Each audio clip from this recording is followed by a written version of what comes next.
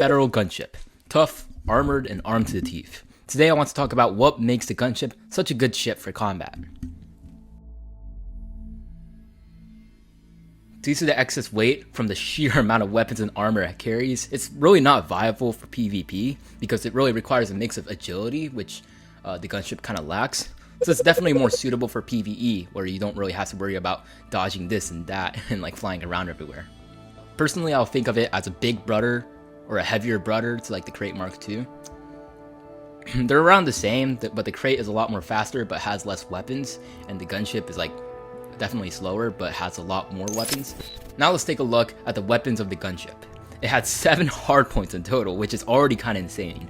1 large, 4 medium, and 2 small. For a medium-sized ship, this is a ludicrous level of firepower, and you can add railguns, plasma accelerators, and basically any powerful combo that you can think of. I personally like a balanced mix of lasers, multi-cannons, and missiles, but regardless of the loadout, its offensive capabilities are one of a kind. Definitely makes sense when you talk about a gunship.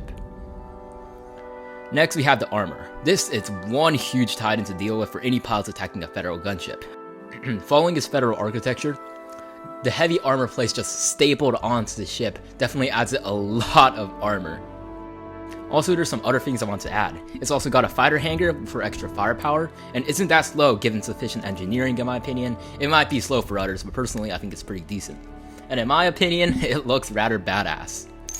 In conclusion, the Gunship is the Crate's heavier, more combat-oriented brother, and it's extremely great for PvE with a lot of guns and armor. 07.